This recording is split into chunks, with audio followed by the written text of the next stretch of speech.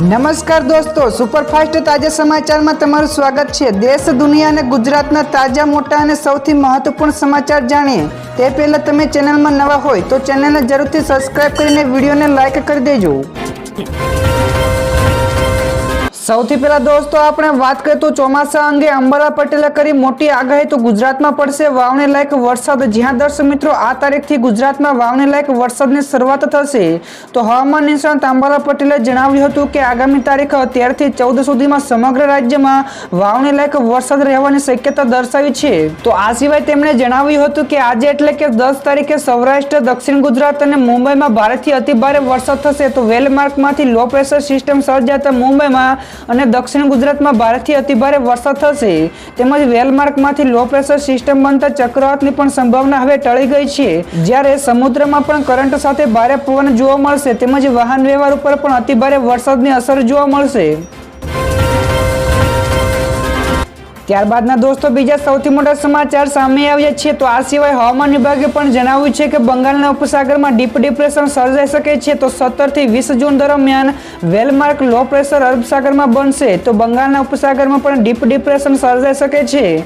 તો 17 થી લઈને 21 જૂનની વચ્ચે બંગાળના ઉપસાગરનો ભેજ અને અરબ સાગરનો ભેજ મળતા દેશના અનેક વિસ્તારોમાં વરસાદ થશે। ત્યારે જુલાઈ તેમજ ઓગસ્ટમાં ગુજરાતમાં ભારે વરસાદ થશે। તો લા નીનોની અસરના કારણે સપ્ટેમ્બરમાં પણ વરસાદ કૃષિ પાકને ભારે નુકસાન પણ થઈ શકે છે। તો દોસ્તો આગળ વધુ એક સૌથી મોટા સમાચાર સામે આવ્યા છે। નીતિન ગડકરીએ કહ્યું કે મોદીએ તેના કામથી દુનિયાને પ્રભાવિત કરી છે। તો ભાજપના નેતા નીતિન ગડકરીએ કહ્યું કે 10 વર્ષમાં મને મોદીના નેતૃત્વમાં કામ કરવાની તક મળી છે। તો આ દરમિયાન તેમણે દેશના સર્વાંગી વિકાસ માટે પણ કામ કર્યું છે। તો પોતાના કામથી પણ તેમણે દેશમાં જ નહીં પરંતુ સમગ્ર વિશ્વને પ્રભાવિત પણ કર્યું છે। તો મને વિશ્વાસ છે કે તેમનું કાર્ય આગામી 5 વર્ષમાં પણ ભારતને વૈશ્વિક શક્તિ તરીકે આગળ ધપાવશે। તો દોસ્તો ઉલ્લેખનીય છે કે મોદી 3.0માં પણ નીતિન ગડકરીને મંત્રી તરીકે શપથ પણ લીધા છે। તો દોસ્તો ત્યારબાદના બીજા સૌથી અગત્યના સમાચાર સામે આવ્યા છે। આ સાંસદોએ મંત્રી તરીકેના શપથ લીધા છે। જ્યાં દર્શક મિત્રો ગઈકાલે પીએમ મોદીએ શપથ લીધા પછી Rajnath Singh, Amit Shah, Nitin Gadkari, JP Nadda, Shivraj Singh Chouhan, Nirmala Sitharaman, S Jaishankar, Manohar Lal Khattar, HD Kumaraswamy, Piyush Goyal, Dharmendra Pradhan, Jitan Ram માઝી, લાલનસિંહ, સર્વાનંદ સોનેવાલા, વિરેન્દ્ર ખટીક, કે રામ મોહન નાયડુ, પ્રહલાદ જોશી, ગિરિરાજસિંહ, જુઅલમ ઓરમ, અશ્વિની વૈષ્ણવ, જ્યોતિરાદિત્ય સિંધિયા તેમજ ભૂપેન્દ્ર યાદવે મંત્રી તરીકેના શપથ લીધા છે। તો દોસ્તો ત્યાર પછીના બીજા સૌથી મોટા સમાચાર સામે આવ્યા છે। રાજ્યમાં વરસાદની ધમાકેદાર એન્ટ્રીથી 3 લોકોના મોત થયા છે। જ્યાં દર્શક મિત્રો ગુજરાતમાં વરસાદની ધમાકેદાર એન્ટ્રી થઈ ચૂકી છે। તો વાત કરીએ તો દક્ષિણ ગુજરાત, સૌરાષ્ટ્ર અને અન્ય ઘણા બધા વિસ્તારોમાં પણ ભારે વરસાદ થઈ રહ્યો છે। તો આ તરફ ભરૂચમાં ભારે વરસાદના કારણે વૃક્ષ નીચે દબાઈ જવાથી એક મહિલા સહિત 3 લોકોના મોત થયા છે। તો સુરત, વડોદરા અને અમરેલીના રસ્તાઓ પર પાણી પણ નથી સમાઈ રહ્યા। તો આ તરફ ભાવનગર અને છોટાઉદેપુરમાં પણ ધોધમાર વરસાદ પડ્યો હતો। તો આગામી દિવસોમાં પણ ધોધમાર વરસાદ પડવાની પણ આગાહી કરાઈ છે। ત્યાર પછીના દોસ્તો બીજા સૌથી મહત્વપૂર્ણ સમાચાર સામે આવ્યા છે। ગઈકાલે નરેન્દ્રભાઈ મોદીએ પીએમ પદના શપથ લીધા છે। તેમણે કહ્યું કે હું નરેન્દ્ર દામોદાસ સતત 3જી વખત પીએમ પદના શપથ લઉં છું। તો દેશના નવા વડાપ્રધાન પણ મળી ચૂક્યા છે। તો નરેન્દ્ર મોદીએ સતત 3જી વખત વડાપ્રધાન પદના શપથ ગ્રહણ કર્યા છે। તો રાષ્ટ્રપતિ ભવનમાં યોજાયેલા શપથ ગ્રહણ સમારોહમાં રાષ્ટ્રપતિ દ્રૌપદી મુર્મુએ નરેન્દ્ર મોદીને વડાપ્રધાન પદના શપથ અપાવ્યા હતા। ત્યાર પછીના દોસ્તો બીજા સૌથી મહત્વપૂર્ણ સમાચાર વરસાદ અંગેના પણ મળ્યા છે। તો ગઈકાલે રાજ્યમાં અનેક જગ્યાએ વરસાદ વરસ્યો હતો। તો ગઈકાલે બપોર બાદ રાજ્યના ઘણા બધા વિસ્તારોમાં ભારે વરસાદ તો સામાન્ય વરસાદ પણ પડ્યો હતો। જેમાં સુરતના ગ્રામીણ વિસ્તારોમાં ભાવનગરના ઉમરગામ અને વલભીપુર, મહીસાગરના બાલાસિનોર, ગીર ગઢડા અને ઉના પંથકમાં ગામડાઓ તેમજ તાપી અને વ્યારા, છોટાઉદેપુર, નર્મદા અને ભરૂચના ઘણા બધા વિસ્તારોમાં વરસાદના સમાચાર મળ્યા હતા। તો કેટલાક જગ્યાએ તો કરા પડવા અને ભારે પવન સાથે વરસાદ પણ પડવાની માહિતી મળી હતી। તો દોસ્તો ગઈકાલે તમારા વિસ્તારમાં પણ વરસાદ હતો કે નહીં ફટાફટ નીચે કોમેન્ટ કરીને જણાવજો। ત્યાર પછી ઝડપથી દોસ્તો આગળના બીજા સૌથી અગત્યના સમાચાર મળ્યા છે। સરકાર બન્યા બાદ શેર બજારમાં આવી સ્થિતિ રહી શકે છે। જ્યાં દર્શક મિત્રો ચૂંટણીના પરિણામોના સપ્તાહ દરમિયાન ભારતીય શેર બજારમાં ભારે અસ્થિરતા જોવા મળી હતી। તો ગઈકાલે સાંજે નરેન્દ્રભાઈ મોદીએ નવી સરકાર બનવાના વડાપ્રધાન તરીકેના શપથ લીધા હતા। તો નવી સરકાર બનવાની આવનારા સપ્તાહ દરમિયાન શેર બજારમાં કેટલો ટેકો મળી શકે છે? તો સપ્તાહ દરમિયાન જાહેર કરાયેલા મહત્વના આર્થિક ટેકાની પણ બજાર ઉપર અસર જોવા મળી શકે છે। તો દોસ્તો ત્યાર પછી ખૂબ જ મહત્વપૂર્ણ સમાચાર સામે આવ્યા છે। ચોમાસાનું આગમન થઈ ચૂક્યું છે, તો ભારે વરસાદ અને રેડ એલર્ટ પણ જાહેર કરાયું છે। તો ચોમાસું ઝડપથી આગળ વધી રહ્યું છે, જેના કારણે દક્ષિણ ભારત અને મહારાષ્ટ્રના ઘણા બધા વિસ્તારોમાં ભારેથી અતિભારે વરસાદ પણ થયો છે અને આગાહી પણ કરવામાં આવી છે। ત્યારે ભારતીય હવામાન વિભાગ એટલે કે IMDએ આજે મહારાષ્ટ્રના સિંધુદુર્ગમાં ભારેથી અતિભારે વરસાદ માટે રેડ એલર્ટ જાહેર કર્યું છે। તો રત્નાગીરીમાં પણ ઓરેન્જ એલર્ટ અને પાલઘર અને થાણે, મુંબઈ અને રાયગઢ માટે યલો એલર્ટ જાહેર કરવામાં આવ્યું છે। તો IMDએ આ વિસ્તારોમાં ગાજવીજ અને વીજળી તથા તીવ્ર પવન સાથે વરસાદ પડવાની આગાહી કરી છે। ત્યાર પછી ફટાફટ દોસ્તો આગળના બીજા સૌથી મહત્વપૂર્ણ સમાચાર મળ્યા છે। આજથી સુમૂલ દૂધના ભાવમાં લીટરે 2 રૂપિયાનો વધારો। તો સુરતીઓને આજથી વધુ એક મોંઘવારીનો ભાર સહન કરવો પડશે।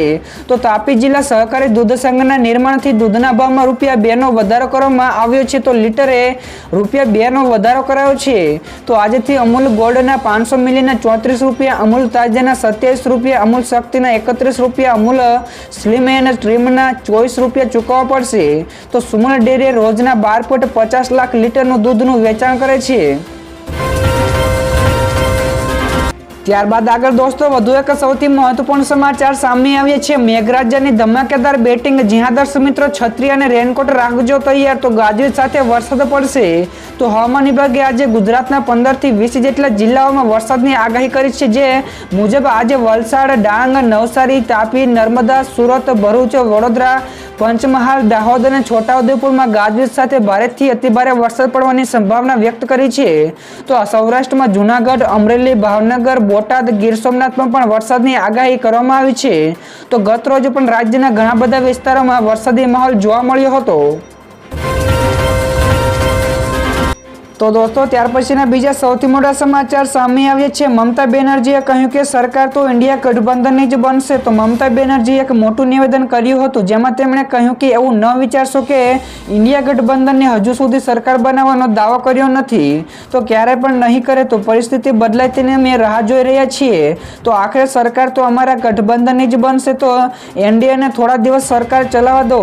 તો ઘણી વખત સરકાર માત્ર એક જ દિવસ ચાલે છે, તો કંઈ પણ થઈ શકે છે। તો કોણ જાણે આ સરકાર માત્ર 15 દિવસ જ ચાલશે। તો દોસ્તો તમને શું લાગશે કે કેટલા દિવસ આ સરકાર ચાલશે? ત્યાર પછી દોસ્તો આગળના બીજા સૌથી મોટા સમાચાર સામે આવ્યા છે। બોટાદ જિલ્લાના રાણપુર તાલુકામાં રોડ રસ્તાના કામગીરીમાં ગેરરીતિ થઈ હોવાની સામે આવ્યું છે। તો ગ્રામજનોએ રોડનું કામ અટકાવ્યું છે। તો બોટાદમાં રોડ રસ્તાનું કામ સ્થાનિક લોકોએ અટકાવ્યું છે, તેમજ ગ્રામજનોના રોડના કામમાં ગેરરીતિ કરતા હોવાના પણ આક્ષેપો લગાયા છે। તો ડેપ્યુટી એન્જિનિયરે નિરીક્ષણ કરતા કામમાં ક્ષતિ પણ હોવાનું પણ સામે આવ્યું છે। જ્યાં દર્શક મિત્રો બોટાદ જિલ્લાના રાણપુર તાલુકાના ગામડાઓમાં રોડના કામમાં ગેરરીતિ થતા હોવાના આક્ષેપ સાથે સ્થાનિક લોકોએ રોડનું કામ અટકાવ્યું હતું। તો રાણપુર તાલુકાના નાની વાવડી અને ખસ ગામે બની રહેલા રોડના કામમાં સરપંચ સહિત ગ્રામજનોએ ભારે વિરોધ નોંધાવ્યો હતો। તો દોસ્તો ત્યારબાદના બીજા સૌથી અગત્યના સમાચાર સામે આવ્યા છે। 15મી જૂનથી શરૂ થઈ શકે છે 18મી લોકસભાનું પહેલું સત્ર। તો દેશની 18મી લોકસભાનું સત્ર 15મી જૂનની આસપાસ શરૂ થઈ શકે છે। તો સૂત્રોના જણાવ્યા અનુસાર જૂનના ત્રીજા સપ્તાહમાં પ્રથમ સત્ર નવા ચૂંટાયેલા સાંસદોના શપથ ગ્રહણ સાથે શરૂ થશે। તો શપથ ગ્રહણ 2 દિવસ સુધી ચાલુ રહી શકે છે। તો આ પછી નવા સ્પીકરની પણ પસંદગી કરવામાં આવશે। તો બીજા દિવસે રાષ્ટ્રપતિ લોકસભા અને રાજ્યસભાના સંયુક્ત બેઠકને સંબોધિત પણ કરશે અને લોકસભાનું આ સત્ર 22 જૂને સમાપ્ત થઈ શકે છે। તો દોસ્તો ત્યારબાદના બીજા સૌથી મોટા સમાચાર સામે આવ્યા છે। રાહુલ ગાંધીને વિપક્ષના નેતા બનાવો। તો CWCની બેઠકમાં રાહુલ ગાંધીને વિપક્ષના નેતા બનાવવાનો પ્રસ્તાવ પસાર કરાયો છે। તો સમિતિના સભ્યોએ રાહુલ ગાંધીને વિપક્ષના નેતા બનાવવાની વિનંતી પણ કરી હતી। તો રાહુલે આ અંગે વિચારવા માટે સમય માંગ્યો છે। તો મીટિંગ પછી કોંગ્રેસના નેતા કેશવ વેણુગોપાલે પણ કહ્યું હતું કે CWCએ સર્વસંમતિથી રાહુલ ગાંધીને લોકસભાના વિપક્ષના નેતાનું પદ લેવાની વિનંતી કરી છે। તો રાહુલ ગાંધી સંસદમાં પણ અભિયાન ચલાવવા મુદ્દે નેતૃત્વ કરવા માટે શ્રેષ્ઠ વ્યક્તિ પણ છે. તો દોસ્તો ફટાફટ આગળના બીજા સૌથી મોટા સમાચાર મળ્યા છે. તો નીટના પરિણામો અંગે મોટો નિર્ણય. તો નીટ યુજીની પરીક્ષાના પરિણામો થયેલી ગેરરીતિ ઉપર શિક્ષણ મંત્રાલયે મોટી કાર્યવાહી કરી છે. તો ગ્રેસ માર્ક્સ મેળવનારા 1500 વિદ્યાર્થીઓના પરિણામની પુનઃ ચકાસણી કરવા માટે એક પેનલની પણ રચના કરવામાં આવી છે.